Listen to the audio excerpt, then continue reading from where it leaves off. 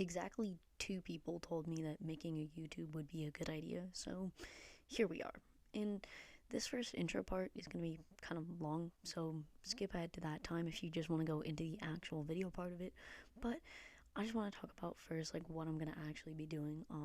I am a avid video essay consumptionist, and I think the thing is a lot of times in like sports specifically, we don't get a lot of those video analysis right type videos. So that's kind of what I was gonna do. For those who don't know, I write articles, and so early on, it's probably just going to be me talking about those articles. I can talk about games I really like. I can talk about whatever you guys want in the comments. Just depends. And overall, it's not really a fixed idea on anything. Yes, no, I'm definitely gonna do this. I'm definitely not gonna do this. So yeah, just let me know. In the modern history of Formula One, few drivers has made as much of an impact as Daniel Ricciardo. And this impact doesn't come from wins or even in general success, but rather the stories he crafts about himself and that the media crafts for him. So let's take a little bit of a history lesson and talk about how Daniel Ricciardo started. Now, Daniel Ricciardo started at HRT Racing and then moved to Toro Rosso, the junior team for Red Bull. And at Toro Rosso, he was rather successful, showing multiple time and time again that he is more than able to put difficult cars in high positions, and this made him a big help and a big star to watch. The thing is his aggressive driving style and nature didn't translate well later on, but we'll get into that.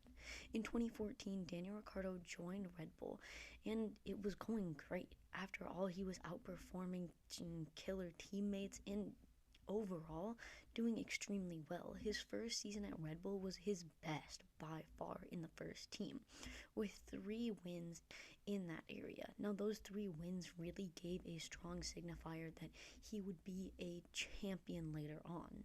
The issue is that champion mentality didn't stick around. As he continued to race, Daniel Ricciardo didn't continue to win. In his second year at Red Bull in 2015, he didn't win at all. And while he did manage some podiums, it was a drastic cutoff from the year previous. Now, looking at the more interesting aspects of those years, we see that yes, he's still outperforming his teammates, but his seemingly aggressive driving style is no longer working with what he needs it to do. And ultimately, this created a big issue. But Red Bull were confident he was still outperforming teammates, and this was still in an era of Mercedes dominance, meaning that so what, he doesn't win. Nobody wins. Mercedes wins. And when that happened, we continued to see his contract get renewed year over year. In 2016, not only did we have probably one of the greatest rivalries of all times with Mercedes, RIP, but we also saw Ricciardo continue to struggle to get wins. But again, that's normal. It's Mercedes time. That's never going to happen. And then 2017 rolls around, and we see a new kid enter the scene, and it's none other than Max Verstappen. Now, Max Verstappen ends up being the game changer that really derails Ricciardo and Red Bull's careers eventually. Now, for now, Max Verstappen is just a really young kid with some anger issues and a really good ability to drive. Now, what we see over the 2017 season is Max Verstappen not outperform Ricciardo, but get very close to it. And as they get closer, more and more issues begin to arise. And this sets the stage for the 2018 season, where Ricciardo and Verstappen go head to head and ultimately crash each other out, leading to a spiraling sense of issues within the team.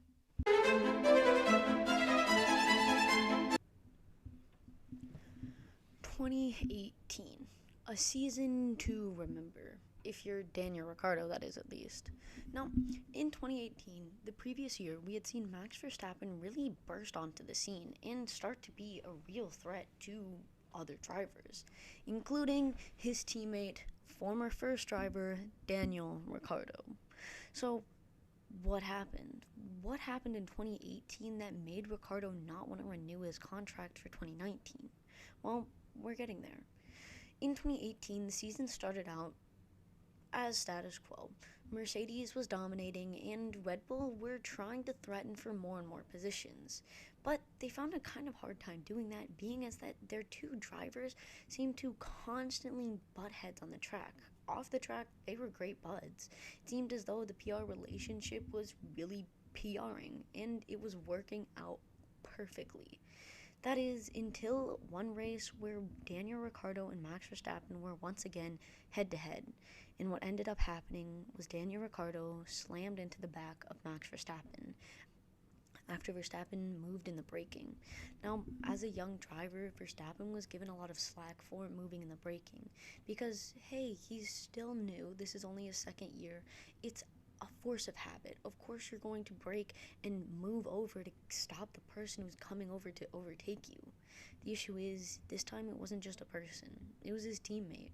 And his teammate ended up slamming into the back of him because there was no way he could have known that he was moving.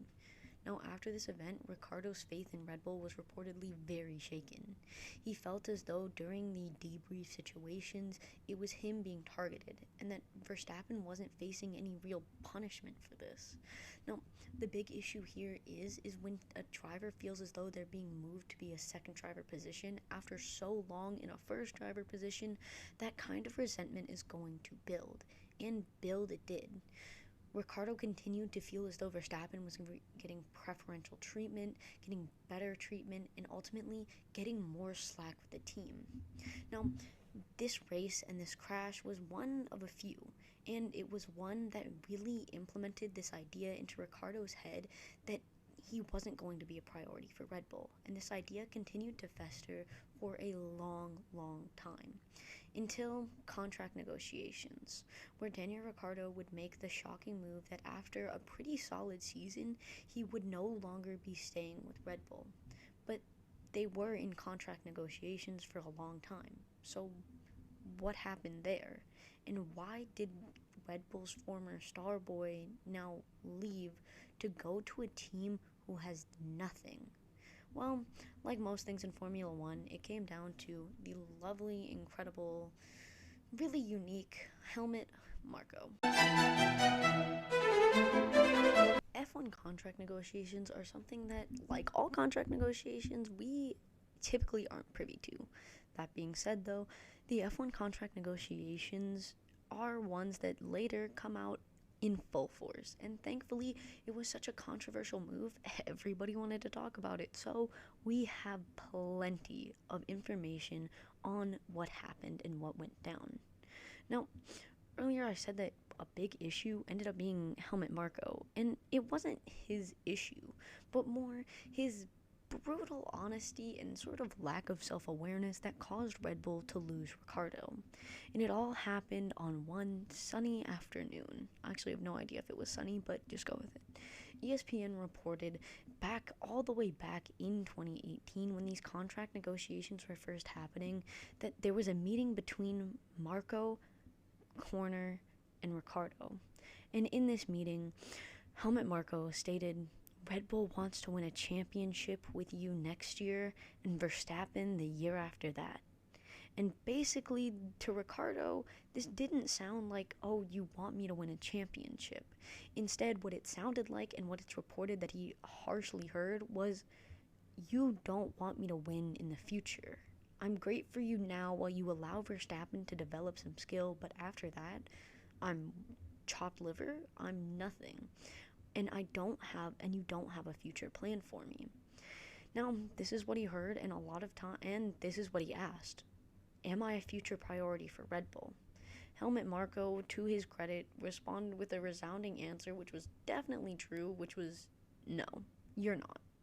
Instead, we just want you to win now, but like in the future, let's be honest, it's Verstappen. And Helmut Marko solidified the claim in Daniel Ricciardo's head that you're alright, you aren't a priority for us, especially going into the future. Now, Christian Horner tried his very best to calm down the situation and say, no, he doesn't know what he's talking about. He isn't part of this. This is us. And you will always be a priority for Red Bull. Now, the issue is it doesn't matter. words can never be unsaid, and the damage was already done. Ricciardo already felt used, taken advantage of, and like he wasn't going to be a priority for the future. And when that seed is planted and then watered, all that will grow is disdain and resentment. And that's exactly what happened. So when Red Bull then tried to recover, meeting demands, saying that he'll get paid the same as Verstappen, he'll be treated the same as Verstappen, even in written contract, Ricciardo still decided it wasn't enough and he didn't sign with Red Bull. And in a shocking move, he didn't go to Mercedes, Ferrari, even McLaren, who was not great at the time. He instead went to Renault, a team now, a team that is pretty much the equivalent of modern Alpine. So a shocking move coming from a driver where their top team was more than happy to renew their contract and meet their demands, going down to a at best mid-table team. Now, this incredible and crazy, frankly, shock came at a cost to Red Bull, and it caused them to spiral. They didn't expect Ricciardo to leave, and yet he did. So what do you do now? There's no other replacements, right? You're on kind of a cliffhanger, but don't worry, we'll get back to Red Bull's spiral in just a second. But first, I think it's really important to dive into why Ricciardo chose Renault. Now, it wasn't just promises of being a first driver, money, the fact that they had an available seat, but instead it was something different. It was the driving style behind Ricciardo and Renault that led him to make this unique decision. So first, let's take a look at how Ricciardo actually drives before we dive deeper into how his leaving killed Red Bull. Now here we have 3 immaculately drawn examples of tracks, and in those 3 we'll begin to see where Ricciardo's driving style really comes from. Now first, in a straight Ricciardo, it's not very difficult, but in a passing straight with one car here and one here, Ricciardo, if he's in front, will use extremely late braking to try and beat that driver. And after all, that is a lot of what overtaking is, just trying to brake later than the person in front of behind you. But he's also no stranger to quick maneuvers in or out. He's known as a very aggressive driver, or he used to be, and that aggressive driving and partially defensive driving works exceptionally well on cars that don't have pace.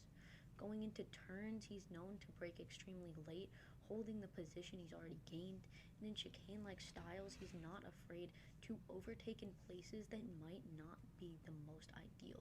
He's also not afraid to brake a little later or a little earlier to throw off his opponents. Now, this style works exceptionally well with cars that aren't very fast naturally. It's because pretty much most styles work well with cars that aren't great naturally, but his aggressive defense and somewhat aggressive offense, but a lot of times he was in a defensive position, is what gave him that advantage in those worse cars. So think when he was starting out and he was killing it, it was because those cars give more leeway to it. He's in a position to fight off people better, using aggression, using braking, creating this like legend and myth around himself of you don't want to be behind Ricciardo. Now, in saying that, that doesn't always translate to good cars the same way. That's because a lot of times those defensive skills come at the expense of drivers. A lot of times those defensive skills come at the expense of drivers' style and the ability to turn nicely, right? Work with the car, not necessarily against it. And while yes, Red Bull did have a unique car for a few years, overwhelmingly that style of hardcore defense doesn't work for them. Look at Perez. He's considered a king of defense, and yet he also fails time and time again in a Red Bull car. At the end of the day, looking at those aggressive driving styles, they're great for the underdog. But when you're the winner, you don't want aggression. You want clean precision. Oh, the tragedy. Your favorite star team member leaves. Contract negotiations are almost over and you have no one. So, what do? Besides suffer immensely, cry a little, whine a little, hate Helmut Marko a lot. Well, this is the dilemma that Christian Horner faced when he was implementing a second driver for Red Bull after Daniel Ricciardo left. And to be completely honest, he didn't have a lot of options. His options, besides Ricciardo, ended up being pretty much no one, except rookies, people from their junior team. So obviously, let's pick them. They know what they're doing, right? Well, they don't know what they're doing because they're rookies. But they certainly provide somebody to fill the seat. And who knows, maybe we'll get another Daniel Ricciardo hidden in the mix. The person they ended up choosing for the 2019 season was Alex Albon. And unfortunately for Albon, he wasn't the world's greatest rookie. And that's not his fault. He also ended up having appendicitis at some point, which really threw off and completely derailed his ability to, you know, drive a car. You can't drive a car if you're recovering from surgery. But other than just that, that brought in time for a replacement, which brought in time for a replacement, which ultimately lost him his seat. Now, Red Bull are now known as very big performance hawks, but when they started bringing in rookies, it was considered that, oh, they're not going to be performance hawks, they're going to foster growth, find the next Verstappen, find the next Ricciardo, find the next Vettel. And yet, what they ended up finding was an endless spiral and pit of rookies that brought them to one man. But we're not there yet. After Alex Albon's kind of failure to thrive moment and his appendicitis, ultimately what ended up happening was Red Bull dropped him, and they went with Pierre Gasly, somebody who, well, was a rookie and performed just about the same. Now, Pierre Gasly had experience, right? So he wasn't the same kind of fresh-faced rookie, but he was new to a big team. And guess what happened? He didn't perform to the level Red Bull wanted. And Red Bull started noticing a pattern here. Maybe it's not great to have people fresh off of Formula 2 in a really high-powered car and then expect them to get first every single turn. That's probably not going to work out very well. And also what they noticed was these kids are expensive. Now, something most parents will tell you is that, yeah, kids are pretty expensive. And that's something Red Bull will tell you as well. Because when you have younger drivers, that likelihood that they're going to crash, wreck your car, ruin your stuff, you can't have nice things with that. And ultimately, the cost and the lack of results led Red Bull to make a due decision. They were done. They were instead going to go for somebody a little more experienced, somebody Ricciardo-esque, and somebody who offered them a solid pioneer on two fronts, same as Ricciardo had. Now, the man, the myth, the legend ended up being Sergio Perez, who, one, was incredible for marketing to Latin American audiences because of his Mexican heritage, and two, because he was an aggressive defensive driver, the king of street circuits, defensive mastermind. He was their golden ticket back to an era they wish they never had left. And yet, that didn't happen. We all watched this season. We all saw what ended up actually happening with Perez, which was disappointment. And again, it's not necessarily his fault. The car had flaws. The issue is the RB19 flaws just happen to work incredibly well with Verstappen's driving style. Now, ultimately, this created a kind of paradox situation where they can't go back to rookies, and now they're stuck with somebody who they don't think is very good. But who on the grid is going to replace him? After all, put anyone else in the grid in that super loose back end, and they're gonna perform the same way. But they could always bring back their original. AlphaTauri, or now Visa Cash App Racing Bulls, is a team that is very unique, and it's a team that is used by Red Bull in a unique way. Red Bull uses their junior team, which some argue they shouldn't even have, in a way that is not necessarily developing, but more trying out new stuff and keeping stuff on hold. You know, like at a store or like at a library when like you want something but it's not there yet, so you put it on hold so like you can have it when it's ready. That's exactly what happened with Daniel Ricciardo. He was brought back to AlphaTauri after he was fired from McLaren for poor performance, which is a whole controversy in itself. But then he broke his hand. But then he was better, and then he performed really well, and then he performed really badly, and then he performed okay, and that's kind of where he tapped out. But Red Bull continued to sign him, and he signed through 2024, meaning, and a lot of people expect that in 2025 Red Bull is actually going to sign him to the first team. So how did this crazy cycle repeat itself? The answer is, well, human nature. A lot of times we forget that teams and drivers are people, and naturally they're going to do what we do. Red Bull was left with nothing and nobody and just a lot of lost hopes and broken dreams.